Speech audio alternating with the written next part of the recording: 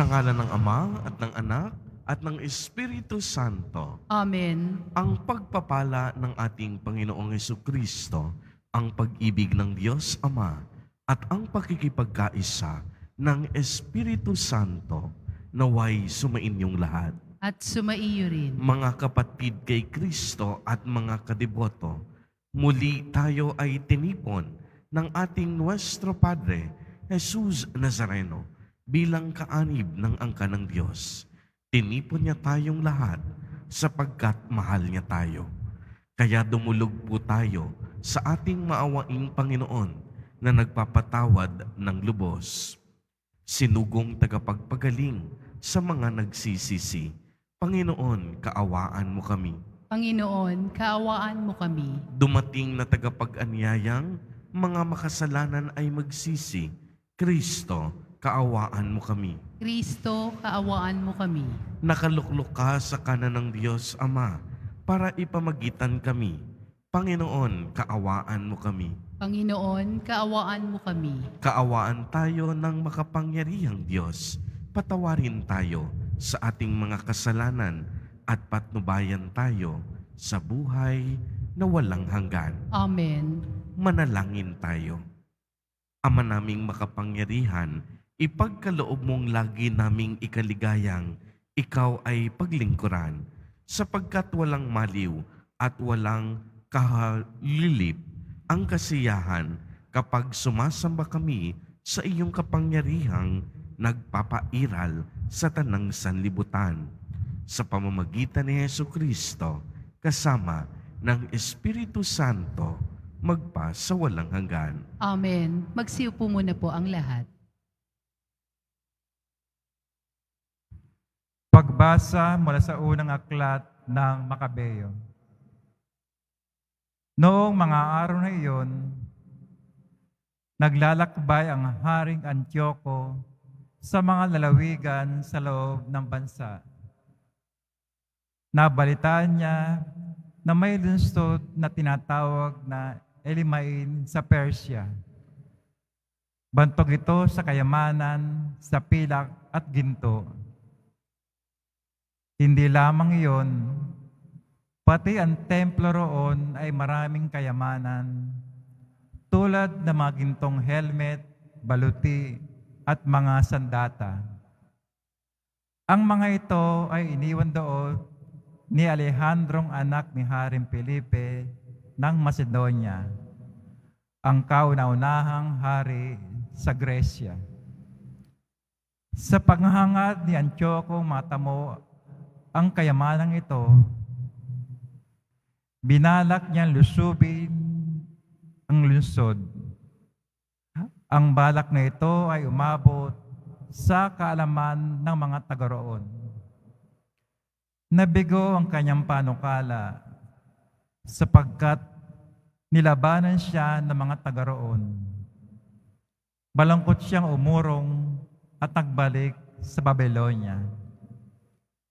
Nasa Persia ang Hari Antioko nang may magbalita sa kanya na napipilan at umurong ang mga hukbong pinasalakay sa Judea.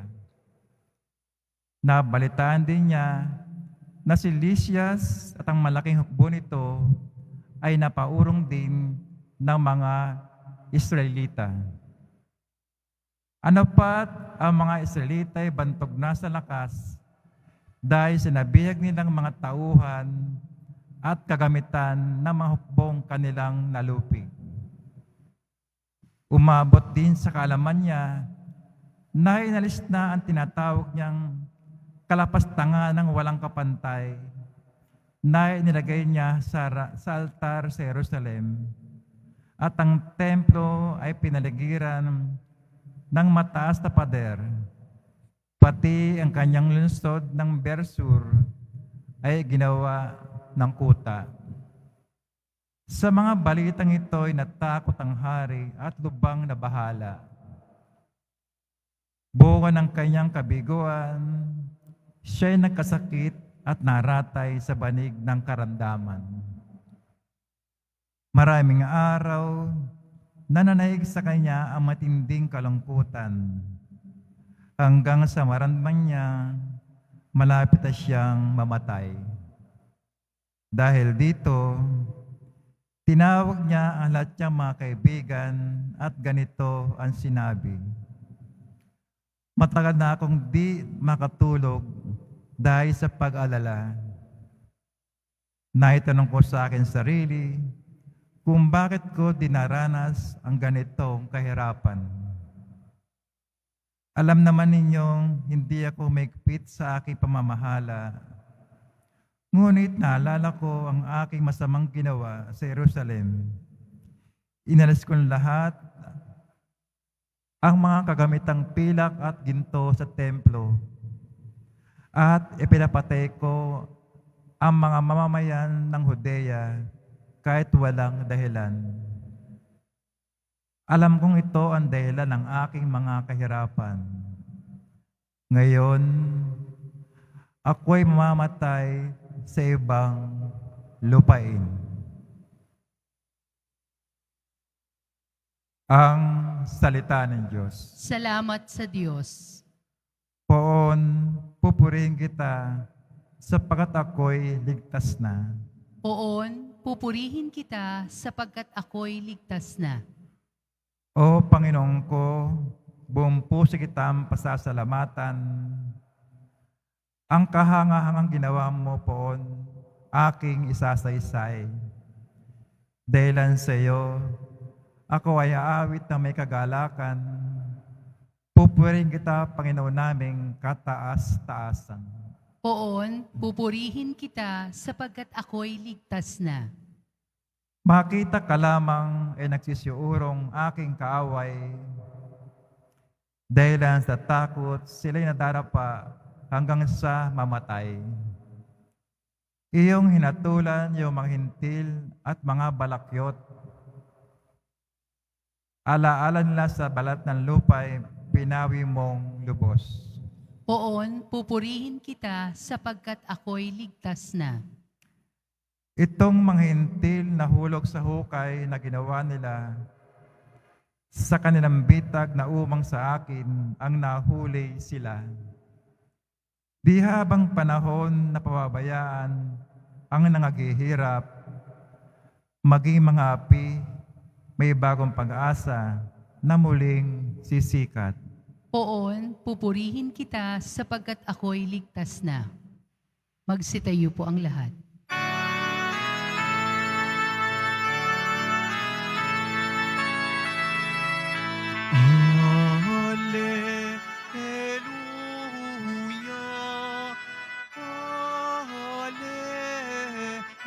Hallelujah, Hallelujah,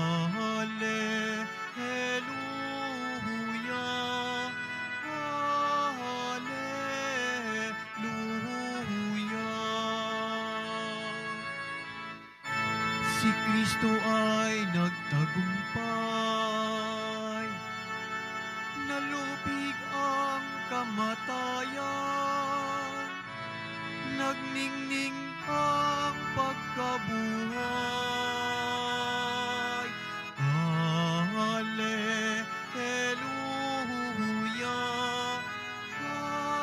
Hallelujah, Hallelujah,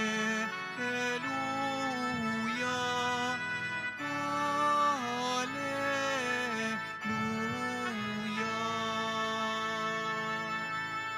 Sumainyo ang Panginoon. At sumaiyo rin. Ang mabuting balita ng Panginoon ayon kay San Lucas. Papuri sa iyo, Panginoon. Noong panahong iyon, may ilang Saduseyo na lumapit kay Jesus. Ang Saduseyo'y hindi naniniwala na muling bubuhayin ang mga patay. Guro, anila, naglagda po si Moises ng ganitong batas para sa amin. Kung mamamatay ang isang lalaki at maiwang walang anak ang kaniyang asawa, ang kapatid na lalaki dapat pakasal sa balo upang magkaanak sila para sa namatay.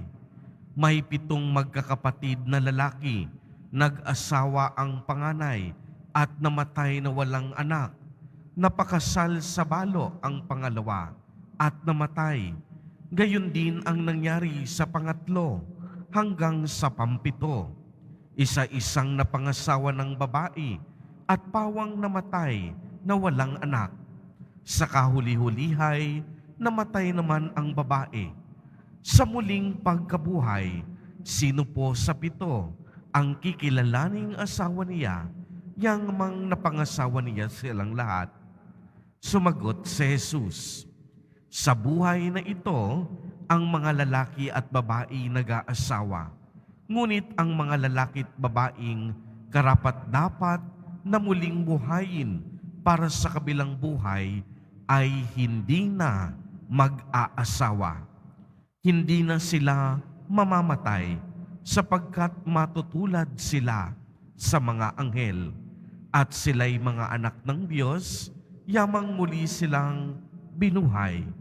Maging si Moses ay nagpapatunay na muling binubuhay ang mga patay, sapagkat sa kaniyang kasaysayan, hingil sa nagliliyab na mababang punong kahoy, ang Panginoon ay tinawag niyang Diyos ni Abraham, Diyos ni Isaac, at Diyos ni Jacob. Ngunit ang Diyos ay hindi Diyos ng mga patay, kundi ng mga buhay. Sa Kaniya'y buhay ang lahat. Sinabi ng ilan sa mga eskriba, magaling ang sagot ninyo, Guro, at wala nang nangahas na magtanong sa Kaniya ng anuman.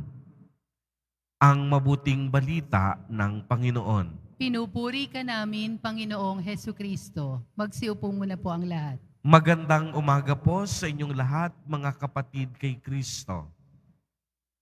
Sa lahat po ng ating mga taga-subaybay, sa iba't ibang online platforms, at sa lahat ng ating mga kadiboto, sa iba't ibang panig ng Pilipinas, at maging sa buong mundo, kung saan tayo ay naaabot ngayon ng ating live streaming. Mapayapang umaga din po sa inyong lahat. Purihin at dakilain natin ang ating Panginoon, ang mahal na poong Jesus Nazareno.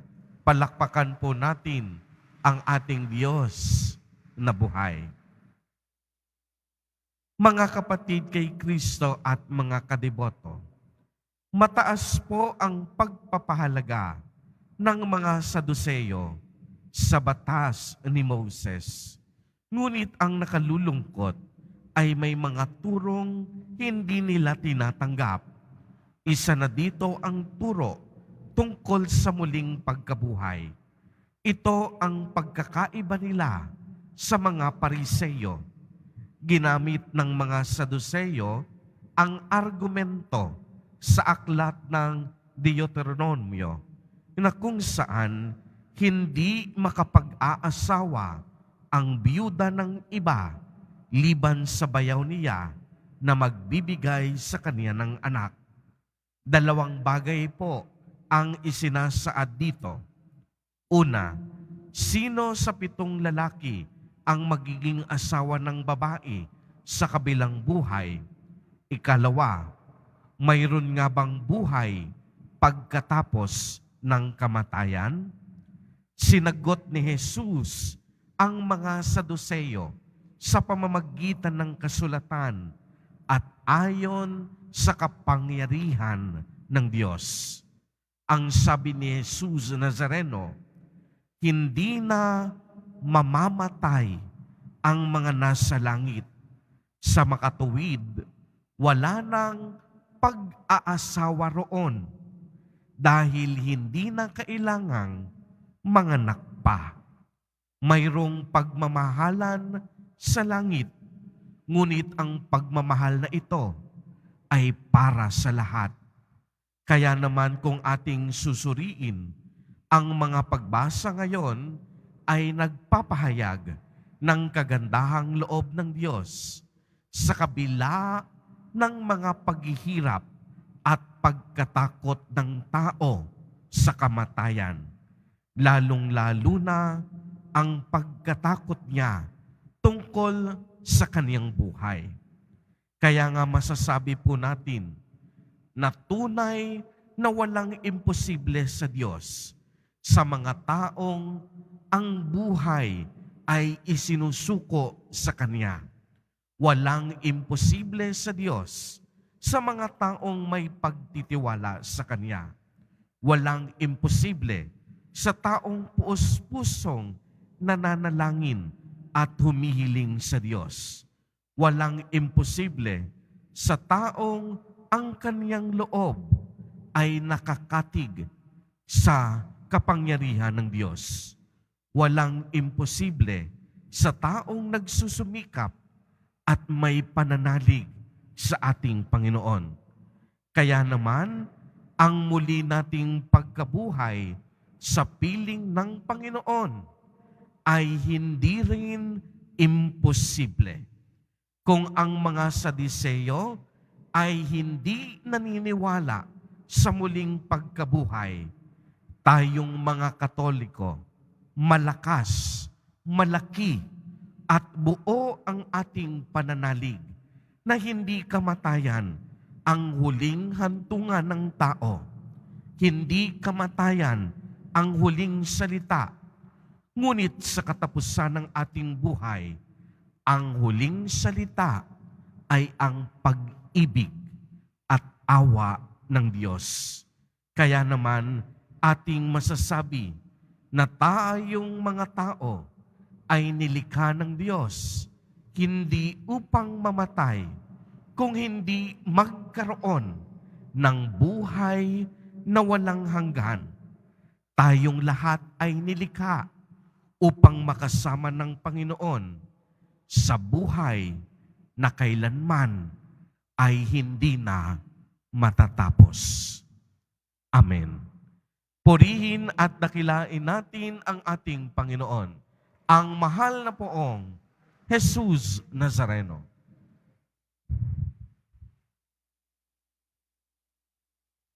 Pagsitayo po ang lahat.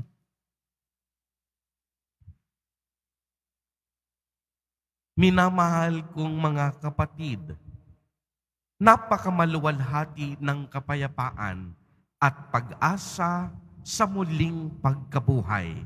Manalangin tayo ng buong pusong malaya mula sa hangal na pag-aalinlangan at pagdududa, sapagkat nananalig tayo sa pangako ni Jesus na muling nabuhay para sa atin. Sa bawat panalangin ang ating itutugon, Diyos ng buhay, dinggin mo ang aming panalangin. Diyos ng buhay, dinggin mo ang aming panalangin. Ang simbahan sa buong daigdig, naway magpatuloy na magpahayag ng mabuting balita ng muling pagkabuhay at ng buhay na walang hanggan. Manalangin tayo. Diyos ng buhay, dinggin mo ang aming panalangin. Sa ating pang-araw-araw na buhay, naway maihatid natin ang liwanag ng bagong pag-asa sa mga nabubuhay sa kadiliman at kawalang pag-asa. Manalangin tayo. Diyos ng buhay, dinggin mo ang aming panalangin. Ang mga duka, mga walang tahanan, at mga nangangailangan, naway madama ng Panginoon ng buhay sa pamamagitan ng pag-ibig at kagandahang loob ng mga mabubuti sa kanila. Manalangin tayo. Diyos ng buhay, dinggin mo ang aming panalangin. Ang mga may sakit at yaong mga nagdurusa, naway matagpuan ang mapagpagaling na presensya ni Kristo sa kanilang buhay. Manalangin tayo. Diyos ng buhay, dinggin mo ang aming panalangin. Ang mga yumao, naway makatagpo ng kaligayahan sa tiyak na pag-asa ng muling pagkabuhay. Manalangin tayo. Diyos ng buhay, dinggin mo ang aming panalangin. Diyos ng mga buhay, bigyan nawa kami ng Eukaristiyang ito, ng paghahangad sa walang hanggang hapag na iyong inihanda sa amin, kung saan malulugod kami sa kaligayahan ng iyong presensya magpakailanman. Hinihiling namin ito sa pamamagitan ni Kristo na aming Panginoon. Amen. Magsiupo muna po ang lahat.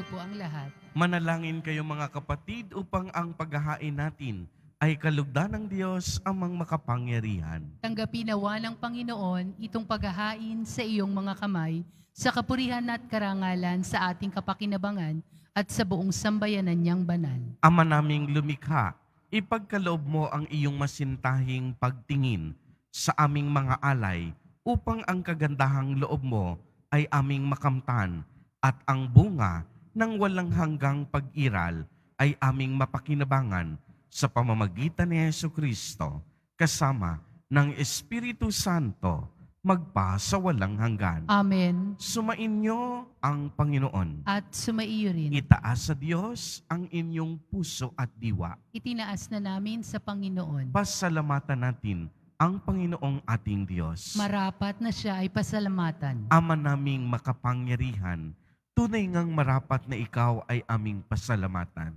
Pinagbibigyan mong ito'y aming maihayag, kahit na ito'y walang anumang maidaragdag, sa kadakilaang sa iyo ay likas. Sa pagpupuri nami ang nakikinabang, ay kami ring iyong pinakikiharapan sa pamamagitan ng iyong anak na minamahal.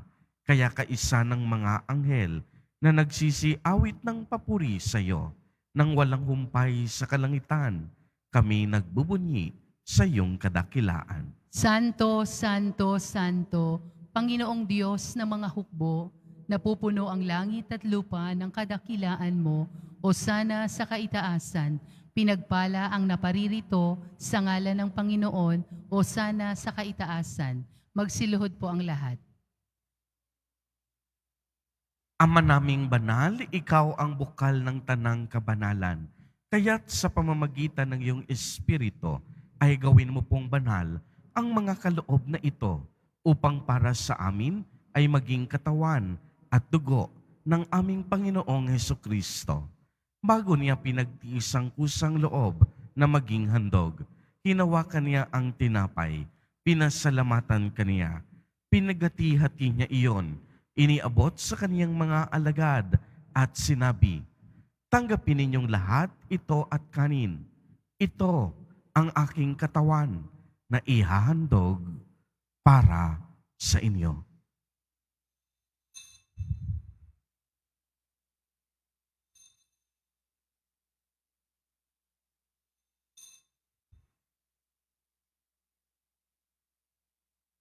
Gayon din naman noong matapos ang hapunan, hinawakan niya ang kalis, muli kanyang pinasalamatan. Iniabot niya ang kalis sa kaniyang mga alagad at sinabi, "Tanggapin ninyong lahat ito at inumin. Ito ang kalis ng aking dugo, ng bago at walang hanggang tipan, ang aking dugo na ibubuhos para sa inyo at para sa lahat sa ikapagpapatawad ng mga kasalanan. Gawin ninyo ito sa pag-alaala sa akin."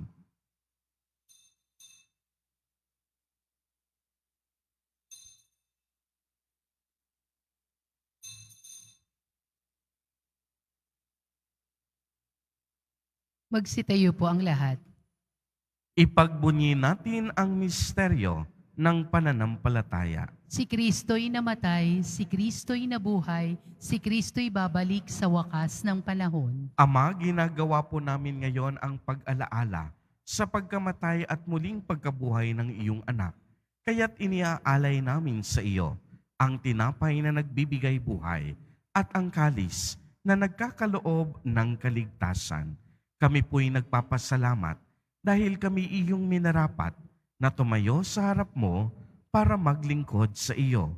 Isinasamo namin na kaming magsasalo-salo sa katawan at dugo ni Kristo ay mabuklod sa pagkakaisa sa pamamagitan ng Espiritu Santo.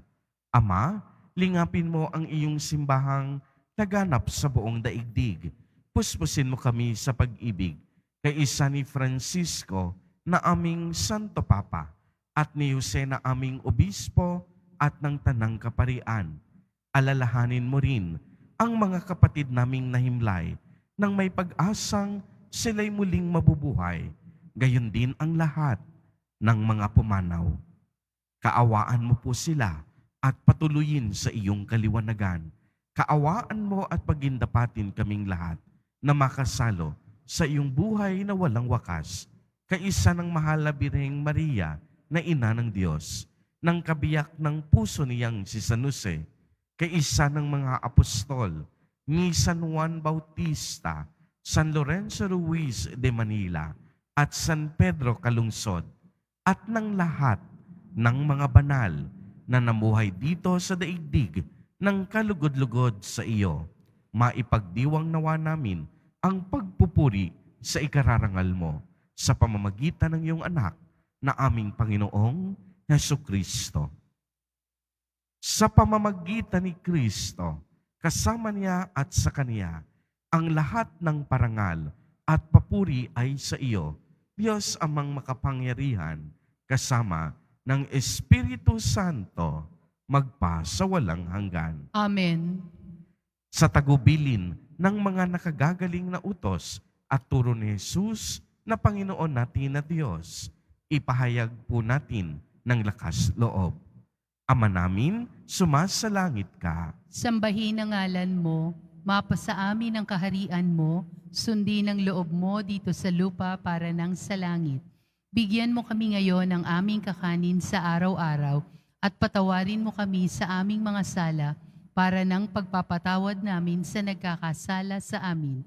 At huwag mo kaming ipahintulot sa tukso at iadya mo kami sa lahat ng masama. Hinihiling namin na kami iadya sa lahat ng masama, pagkalooban ng kapayapaan araw-araw, iligtas sa kasalanan, at ilayo sa lahat ng kapahamakan, samantalang aming pinananabikan ang dakilang araw ng pagpapahayag ng tagapagligtas naming si Hesukristo. Sapagkat iyo ang kaharian at ang kapangyarihan at ang kapurihan, magpakailanman. Amen. Panginoong Hesukristo, sinabi mo sa iyong mga apostol, kapayapaan ang iniiwan ko sa inyo. Ang aking kapayapaan ang ibinibigay ko sa inyo. Tunghayan mo ang aming pananampalataya at huwag ang napakarami at paulit-ulit naming pagkakasala. Pagkalooban mo po kami ng kapayapaan at pagkakaisa ayon sa iyong kalooban, kasama ng Espiritu Santo, magpa sa walang hanggan. Amen. Ang kapayapaan ng Panginoon ay laging sumainyo. At sumaiyo rin. Magbigayan po tayo ng kapayapaan sa isa't isa.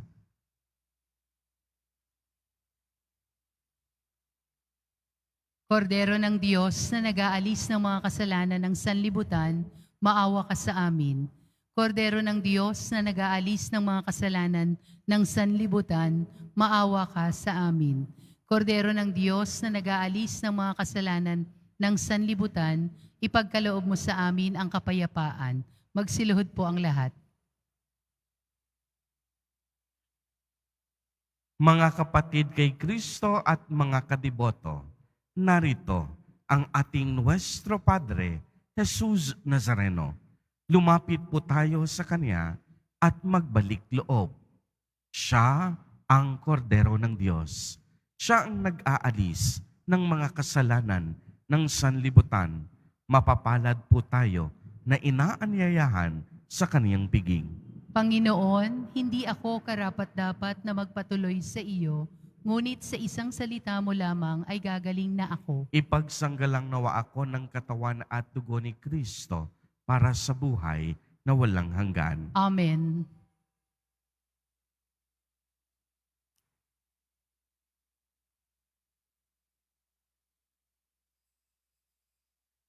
Para sa lahat ng tatanggap ng banal na komunyon, sasagot po tayo ng amen.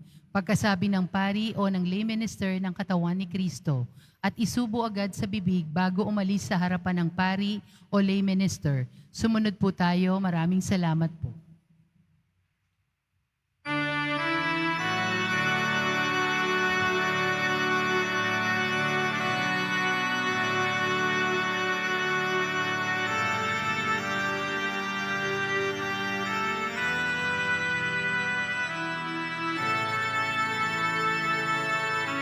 Sa Diyos lamang mapag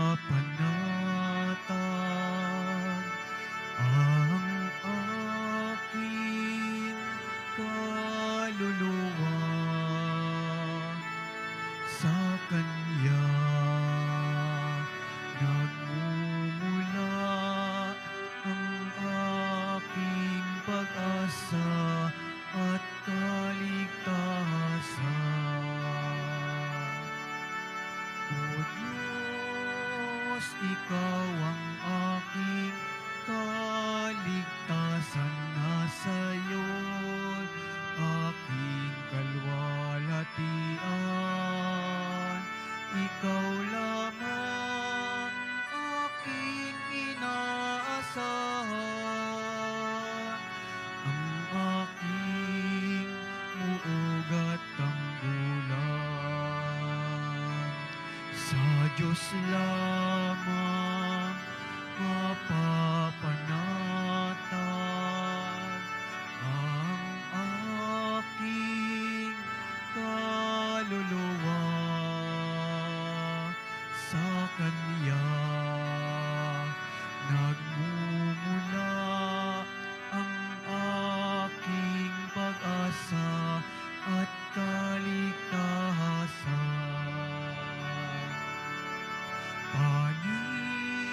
Paniniildi ko pa nanaligan, puso'y di ihihilig sa yaman, kundi sa Diyos na makapangyarihan, na aking lakas at tangguhan. Sa Diyos lamang mapapanatag ang aking kaluluwa.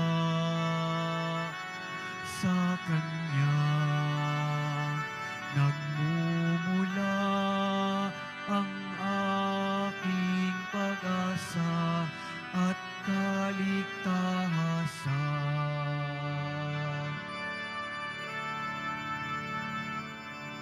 Announcement, available na po ang opisyal na kalendaryo para sa taong 2024 ng ating parokya. Sa mga nagnanais bumili, maaari kayong magtungo sa ating parish office.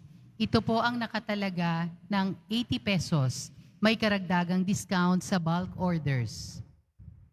Ipinagbibigay alam sa lahat na ang misa natin ngayong araw na ito sa umaga, Nobyembre 25, ay ipagpapaliban muna para sa bigay daan sa misa ng ordinasyon ng pagkadiakono ni Seminarista Edward Jason San Diego sa ganap na ika-10 ng umaga.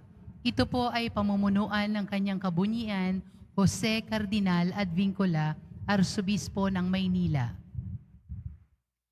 Mga paalala sa mga nagsisimba. Pagkatapos ng misa, wiwisikan po ang lahat ng banal na tubig. Pinakikiusapan ng lahat na manatili lamang muna sa inyong mga lugar. Tanging sa Quezon Boulevard o sa Plaza San Juan lamang ang labasan ng lahat. Sumunod po tayo. Maraming salamat po sa inyong pagdalaw at pagsisimba sa Basilica Menor at Pambansang Dambana ni Jesus Nazareno. Magsitayo po ang lahat. Manalangin tayo. Ama naming mapagmahal, sa pinagsaluhan naming banal na pakikinabang, ang aminawang pag-ibig ay lalong madagdagan ng ginawa namin sa pag-alaala sa anak mong mahal na nag-utos ipagdiwang ang huling hapunan sa pamamagitan ni Jesucristo kasama ng Espiritu Santo magpa sa walang hanggan. Amen. Panalangin para sa mga kaluluwa, mga kapatid, atin pong ipagdasal ang ating mga minamahal na yumao at ang lahat ng mga kaluluwa sa purgatorio. Panginoon naming Diyos, Ama namin, Ikaw po ang dahilan ng aming pagsilang. Sa iyo galing ang aming hiram na buhay. Buong kababaang loob po kaming nananalangin at kami nagmamakaawang kalugdan mo po ang mga kaluluwa ng mga pumanaw na sa mundong ito. Sila naway magkamit ng buhay sa iyong piling. Alisin mo ang anumang karumihan ng kasalanan upang sila ay maging marapat sa iyong walang hanggang kalinisan. Iahon mo sila mula sa purgatorio at bigyan ng puwang sa iyong kaharian sa langit. Kapayapaan kailanman ang igawad ng may kapal sa mga yumaong nagsipanaw. Sila naway silayan ng iyong ilaw na walang hanggan. Amen. Mapanatag nawa sila sa kapayapaan. Amen.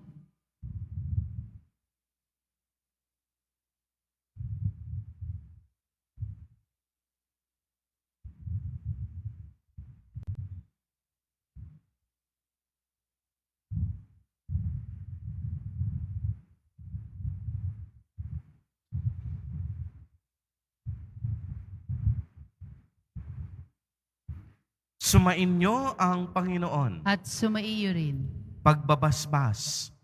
Mahal na poong Jesus Nazareno, inihayag mo sa pamamagitan ng krus ang walang maliw na pag-ibig ng Diyos sa sangkatauhan. Pakinggan mo ang kahilingan ng iyong angkan na nagsusumamo sa iyo. Makamtanawa nila ang iyong katugunan at tanggapin ang kasagutan na may utang na loob na tinatanaw. Basbasan din po ninyo ang mga daladala nilang mga imahen at dasalan. Sa pamamagitan ng bendisyon na ito, naway maalala nila ang mga pangako nila noon sa binyag na ikaw ang kanilang iibigin at paglilingkuran bilang Panginoon magpa sa walang hanggan. Amen.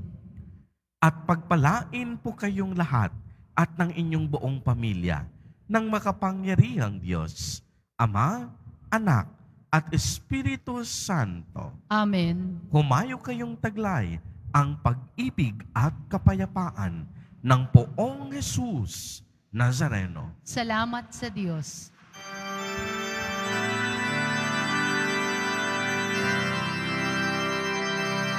Nuestro Padre Jesús Nazareno, sinasamba ka namin,